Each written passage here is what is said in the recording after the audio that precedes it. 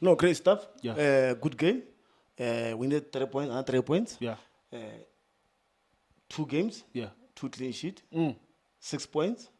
So we're number 2. Harinago Jambisa, man. We don't have to do it number 1. So we are fine there. No, No. Yeah. We're okay there.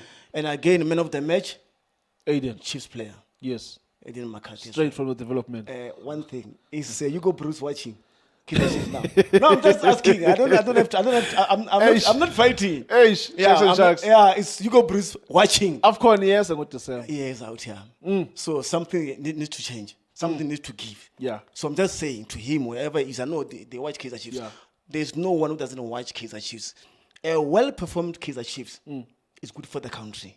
Oh. You can ask those who have taken the league for 7 times or so forth. But I can tell you, when Amakhosi is doing well, everybody does well. Jackson yourself, you are supporting different team. I don't want to mention it, but I can tell you, Shane, as well, you are inside, you are happy, but outside, you might not be happy. So I can tell you, we are cruising at the moment. 6 points, we are grinding results, bit by bit.